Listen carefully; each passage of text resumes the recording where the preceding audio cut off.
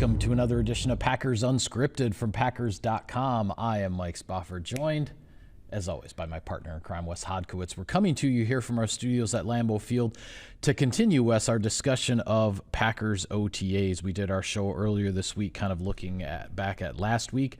Since then, we have now had access to another practice, another media availability, some different news and nuggets to talk about. But I think first and foremost, having heard from multiple defensive linemen who spoke to the media on Tuesday after practice, it sounds like not only do these guys on the defensive line get together to catch some NBA playoffs and maybe watch or consume some pizza and wings, but it sounds like they also bring their iPads. Yeah.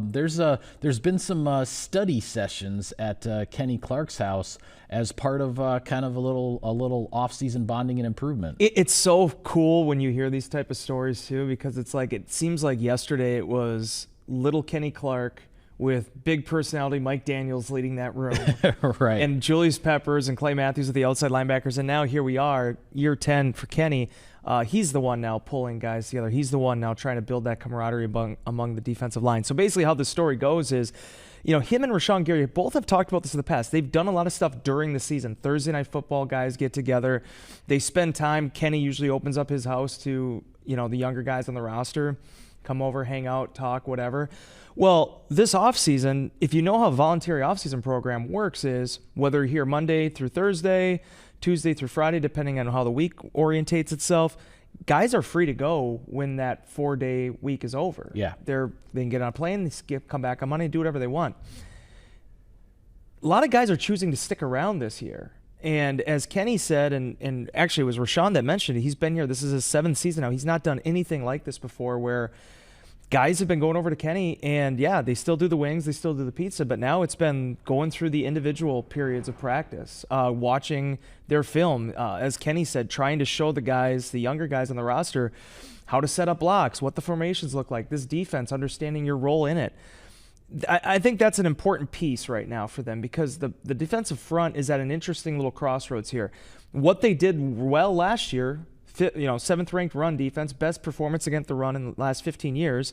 Well, now you're losing TJ Slayton, who was a big, run stuffer in the middle of that. And you're going to try to, maintain what you did. At the same time, one of the big points of contention that guys have been discussing is wanting to improve the pass rush, the 4-man pressures, not have to rely so much on exotic looks, blitz packages, simulated pressures, but to actually be able to get home with 4.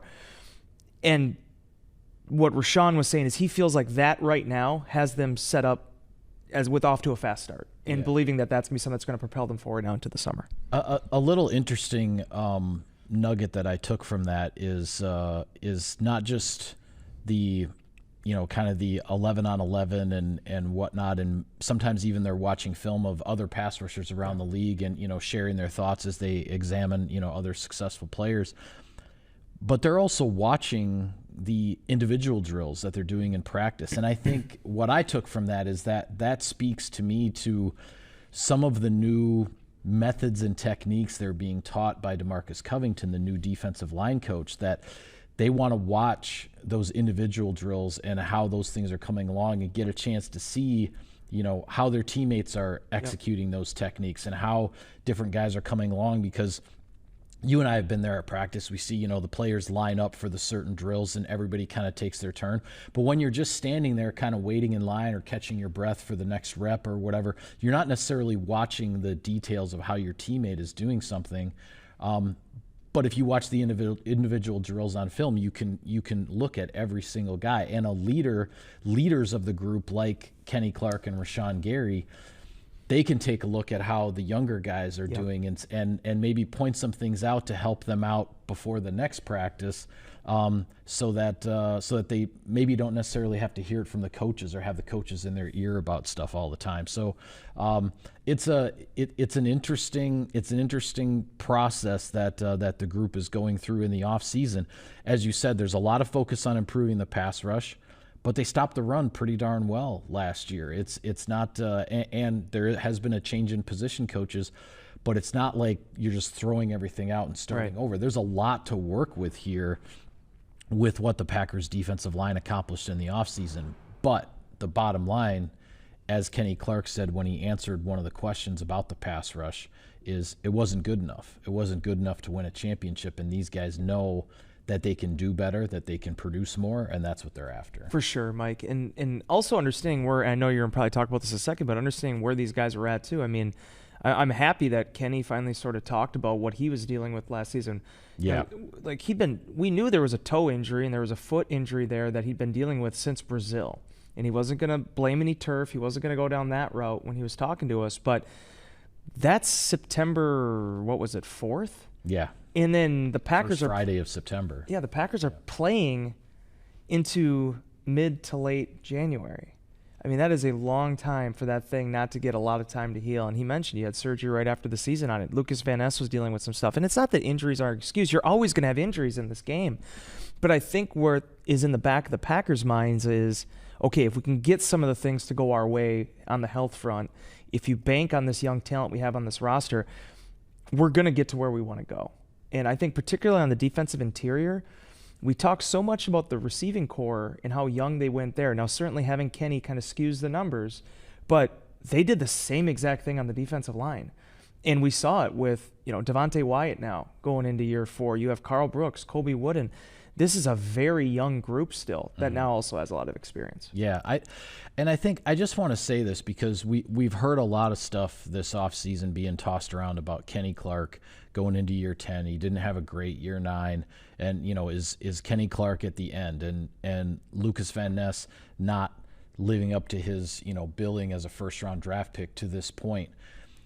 And it's one of those things where sometimes you just have to stop, you have to take a step back and wait until you really know all the facts. Yep. Because Clark injured that foot, the toe, whatever the major issue was. It happened in the opener in Brazil. He was on the injury report essentially for 3 months. Mm-hmm. But he never missed a game. And Kenny Clark is interviewed as much, if not more, than anybody else in that Packers locker room. And not once last year did he say anything about his injury. He was, and he knows. He had 1 sack and 5 quarterback hits last year. That is like career lows for Kenny Clark. He knows statistically it was probably his worst season when you just look at the numbers. But now that everybody knows more of the facts, hopefully it's like, hey, yeah, Kenny Clark is just going to turn 30 years old this year. He's not necessarily done. Right. And when it comes to Lucas Van Ness, he's trying to play with a broken thumb, different wraps and whatever else, and those things diminish over time as things get healthier. But he's a young player trying to find his way with a lot of pressure on him, and that comes with the territory. I get it. But when you're not fully healthy and you don't have the full use of all of your physical capabilities, you're not going to be able to maximize right. on what you've got, what you can show as a player. It's just I always try to caution everybody, and I think what we heard about these two guys in particular in the offseason, it's just you got to take a step back and wait until you really understand everything that goes on, because we're not going to hear it from the coaches, we're not going to hear it from the general manager. They're not going to reveal all these details. But when the players are willing after the fact to talk about it, we start to learn more, and things that happened a year ago start to make a little bit more sense. And it didn't make its way into the story I wrote about the defensive line and some of these get-togethers they've had, but one comment I really liked from Kenny, too, is he was asked by Jason Wilde about, hey, how long do you want to do this for? And so many times, and there's no right or wrong answer to this, but so many times you do get I'm going to go until the wheels fall off. I'm going to do this or that. I want to go 15 years or whatever. I'm going to play into my 40s. And Kenny's like, until my film is regressing. Yeah. That's when I don't want to do this anymore. When I can't go out there and give what I've given for the last 10 years, 9 years, I don't want to be here anymore. I think his line was, get rid of me, or something like that. Yeah. And that it shows you his maturity, it shows you his perspective, and it also shows you that Kenny Clark doesn't think he's anywhere near that point. He still thinks he has some good football in front of him, and he doesn't turn 30 until October 4th. Yeah, isn't that crazy? Wow. Entering year 10 in the NFL, and he's still at 29 right now. Him and Randall Cobb, I think Cobb was the same way. Yeah, Yeah. Some other things to get to with regard to week 2 of OTAs, but I'll take care of some sponsor business first. Sirius XM NFL Radio delivers hard-hitting analysis and up-to-the-minute NFL news that true football fanatics need 24/7, 365. And at Cousin Subs, we have something for everyone, like our Wisconsin cheese curds, mac and cheese, golden fries, and creamy shakes, all paired with your favorite sub or sub in a bowl. Cousin Subs, 50-plus years of better. All right, a couple other guys that we heard from, and I touched on some of these in a 5 Things Learned at OTAs story that was posted late in the day on Tuesday on Packers.com. Keshan Nixon. We sort of heard during the offseason from both general manager Brian Gutekunst and head coach Matt LaFleur that Nixon's comments right after the season was over about not wanting to do kickoff returns anymore, that those might have been just delivered out of frustration, a little bit too much emotion as it related to the loss in the playoff game in Philadelphia. Well, Nixon essentially confirmed that. That yes, he admitted he was a little emotional that day after the playoff loss. Obviously, he had taken that nasty shot to the head on the opening kickoff, which wasn't called, and it led to the fumble. And then the replay still didn't give the Packers the ball back. All that, a big play right off the bat in the game, and the Eagles end up taking a 7-0 lead. But Nixon is up for what the coaches want him to do. If they want him back there on kickoffs, with now that change in the rule that touchbacks will be at the 35 instead of at the 30. Now, Nixon isn't convinced that's going to give him more opportunities, but if it does give him more opportunities, I think Nixon wants to be the guy with the ball in his hands. I think so too, and it was refreshing to hear him and his perspective on this because, again, we finally are 4 months out from the end of the season. You actually can start to let that be what it was and move forward. And I think Keshan, with a clear mind, obviously sees what his value is. And let's be honest too, Mike. I mean, this is a guy that has done every single thing the Green Bay Packers have wanted him to do since the day he came in. Keshan Nixon didn't come in as a number 1 corner or a perimeter starting cornerback. He came in as a guy that was kind of a dime and then contributing on special teams. Right. And then, if you remember, he wasn't even the returner at the beginning. Yeah. That kind of manifested itself midway through the 2021 season. Right. Where it's like, okay, now he's in the cards for that, right?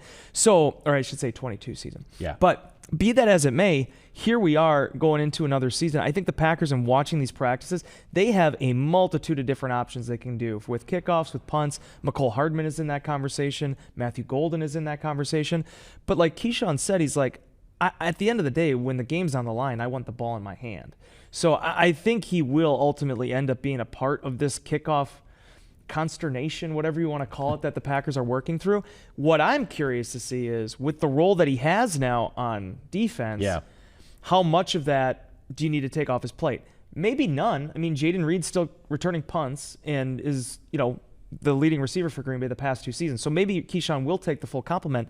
But whatever the case may be, this is a guy that's been an all-pro in this league, returning kickoffs, and he understands the value that presents for his football team. I think the difference when you're talking about, for example, the Keshan Nixon versus Jaden Reed, when it comes to the return game, the return team is going out there, whether it's punt or kickoff, right after the defense has been on the field. Yes, right. So that makes it more difficult at times for somebody like Nixon. If the defense just gives up a 10-play, 75-yard drive for a touchdown, and then, oh, yeah, you were just out there on the field for all 10 of those plays, now go return the kickoff, that might be a little bit too much, and that's where you can get into issues with potential fatigue injuries and whatnot.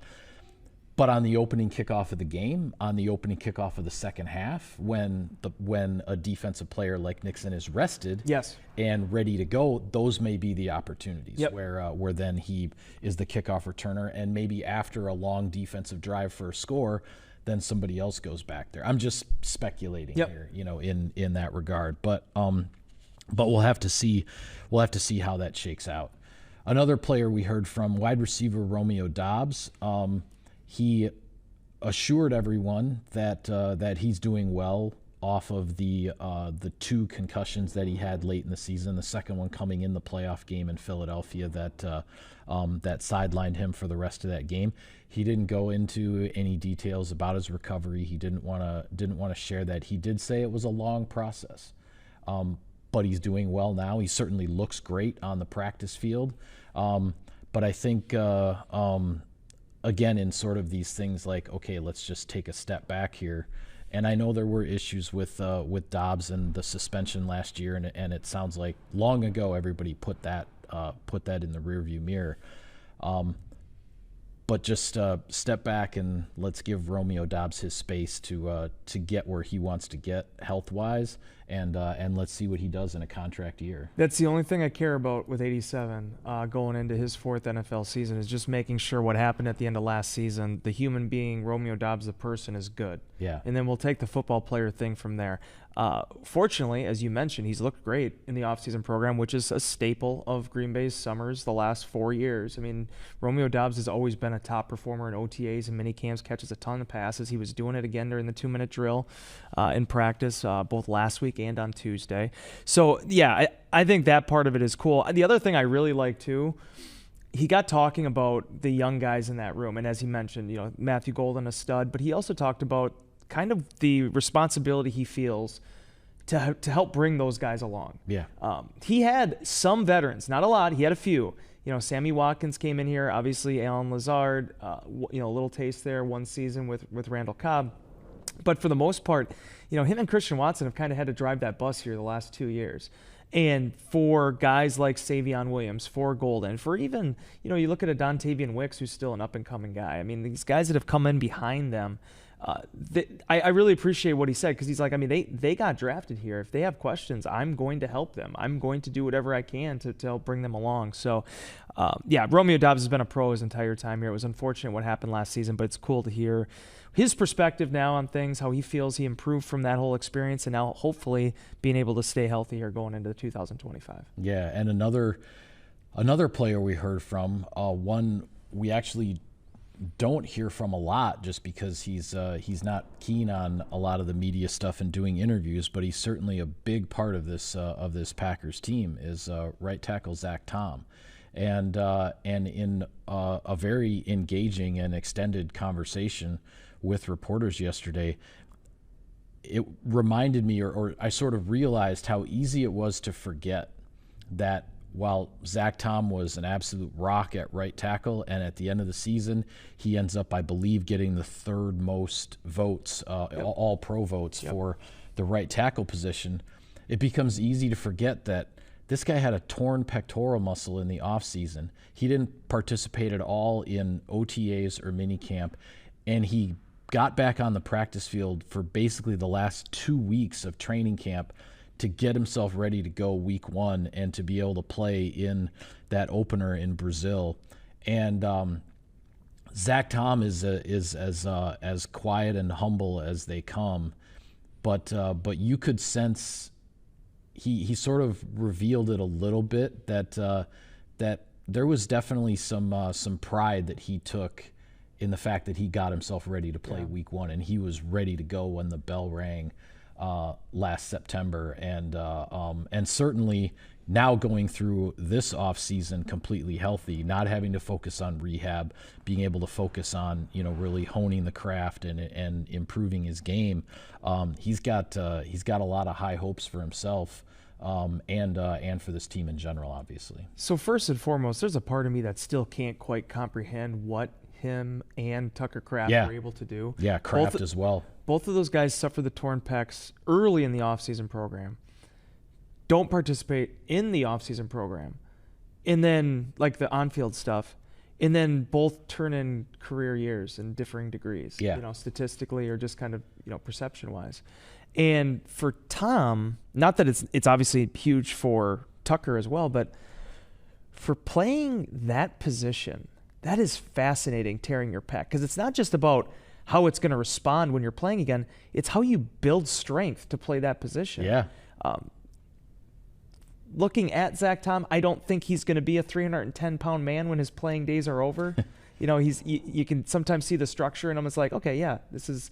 Look at Corey Linsley right now, right? Corey Linsley took off like 100 pounds quickly. You're putting that mass on your body. It's not just always naturally fitting like that. Yeah. For him to be able to find a strength program that worked for him, to be able to maintain his size and his strength while not being able to probably even bench press for 4 months or whatever it ended up being. It was impressive. It was impressive to see him be able to come out and play as well as he did. He's quiet. He's steadfast. He just does his job. But the one thing that you really think about, he's on the other side of the offensive line, but there's so many times when I look at him and I go, in 2013, they got David Bakhtiari in the 4th round, out of Colorado. They had just won 1 game, the previous year, I think, his last year at college. Yeah, his last year at Colorado. Yeah. And you have Zach, who's at Wake Forest, which no disrespect to the Demon Deacons over there. The football program hasn't always been, known as one of the big perennial East Coast, ACC top dogs. Yeah. And he just is so steady in what he does. He finds his way to Green Bay, in the 3rd day of the draft 3 years ago, and now suddenly looks like one of the best right tackles in football. It was cool too hearing Matt LaFleur talk about it, because he was asked, hey, Zack Tom, right tackle, right? And he said, probably. That's the way that's probably how it's going to work out.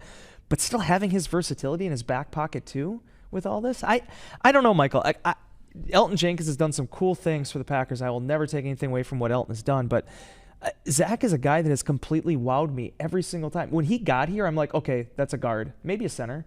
Never could play tackle. He's too small for that. Yeah, he does not look physically like an NFL offensive tackle, not the prototype anyway. And I'm with you. I thought he would play guard here. And watch his film. Yeah. It's the same thing with Dave. There is just a finesse there. Yep. There is a intelligence. And when you're talking about how engaging the conversation was, that's Zach. He's a very smart young man. And so it was cool. I was really happy that he was a part of that whole media carousel. Unfortunately, I wasn't able to be over there. I was on the other side of the room. But very interesting to hear his comments and perspective heading into year 4. Yeah, somebody someday needs to do a complete study of this Packers offensive lineman 4th round thing. I mean, we go all the way back to 2008. Josh Sitton was a 4th round pick. 2009, TJ Lang was a 4th round pick. 2013 was both Treader and Bakhtiari, both in the 4th round. Oh, and then, by the way, the following year in the 5th round, you get Corey Linsley, who obviously ended up being a steal at that stage. And then here in the Brian Gutekunst era, you find Zack Tom in the 4th round of the draft. It's cool too when we talk to these rookies now. I remember talking to John Williams about this. Guys realize that, if you go to Green Bay on day 3, what that could potentially mean for you. Yeah. That's not nothing. It's actually, when you used to talk about undrafted free agency and having a reputation. No, this place through generations has developed that reputation of, you got drafted on day 3, you got drafted in the 7th round like Rasheed Walker, but you're going to get a chance to still be a star in this league. Yeah. It's impressive. Yeah, it's amazing. Well, with that, we'll call it a wrap on this edition of Packers Unscripted. We have 2 more episodes this off season, which will be next week during the mandatory minicamp, which is the final week of the off-season program for the players before the big summer break, then leading up to training camp. So 2 more to go, Weston. Yeah, buddy. I can't wait for it. It's going to be a lot of fun. All right. For Wes, I am Mike. Thank you for tuning in, everybody, and we will see you next time.